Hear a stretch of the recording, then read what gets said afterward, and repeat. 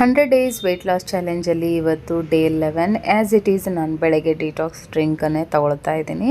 So 1 ಲೋಟ ಬಿಸಿನೀರಿಗೆ ಅರ್ಧ lemon ಮತ್ತು ಅರ್ಧ ಟೇಬಲ್ ಸ್ಪೂನಷ್ಟು ಸಬ್ಜಾ ಸೀಡ್ಸ್ ಹಾಕ್ಕೊಂಡು ಚೆನ್ನಾಗಿ ಮಿಕ್ಸ್ ಮಾಡಿ ಬಿಸಿ ಇರೋವಾಗಲೇ ಸಿಪ್ ಬೈ ಸಿಪ್ ಕುಡಿಬೇಕು ಖಾಲಿ ಹೊಟ್ಟೆಲಿ. ಮಾರ್ನಿಂಗ್ 6 ಗಂಟೆಗೆ ನಾನು ಈ ಡಿಟಾಕ್ಸ್ ಡ್ರಿಂಕನ್ನು ತಗೊಳ್ತಾ ಇದ್ದೀನಿ.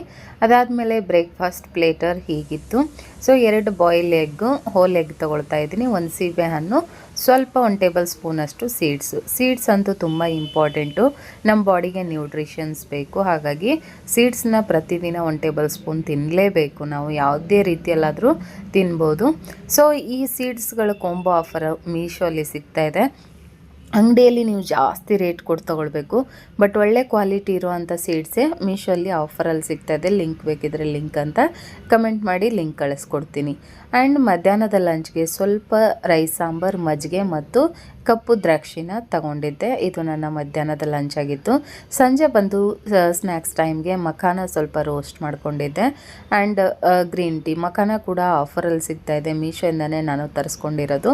ತುಂಬ ಚೆನ್ನಾಗಿದೆ ಕ್ವಾಲಿಟಿ, ಮತ್ತು ಆಫರಲ್ಲಿ 3 ಪ್ಯಾಕ್ ಸಿಗ್ತಾಯಿದೆ. ಅಂಗಡೀಲಿ ನೀವು ತುಂಬ ರೇಟ್ ಇರುತ್ತೆ, ಬಟ್ ಮೀಶೋಲ್ಲಿ ವರ್ತ್ ಅಂತ ಅನ್ನಿಸ್ತೀನಿ. ಗ್ರೀನ್ ಟೀ ತೊಗೊಳ್ತಾ ಇರೋದು. ವೆಯ್ಟ್ ಲಾಸ್ಗೆ ತುಂಬ ಹೆಲ್ಪ್ ಮಾಡುತ್ತೆ green tea. So green tea link ಬೇಕಂದರೂ ಕೂಡ ಲಿಂಕ್ ಅಂತ ಕಮೆಂಟ್ ಹಾಕಿ. ಮಖಾನ, ಗ್ರೀನ್ ಟೀ ಮತ್ತು ಸೀಡ್ಸ್ 3ದ್ರ ಲಿಂಕ್ ಹಾಕಿರ್ತೀನಿ, ಟ್ಯಾಗ್ ಮಾಡಿರ್ತೀನಿ, ಲಿಂಕ್ ಅಂತ ಕಮೆಂಟ್ ಮಾಡಿ, ಲಿಂಕ್ ಬರುತ್ತೆ.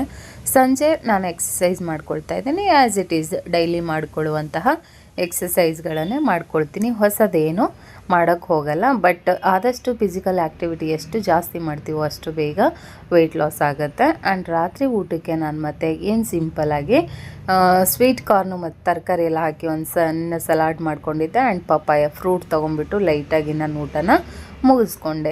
100 ಡೇಸ್ ವೆಯ್ಟ್ ಲಾಸ್ ಚಾಲೆಂಜಲ್ಲಿ 100 ಡೇಸು ಚೆನ್ನಾಗಿ ಹೋಗಲಿ.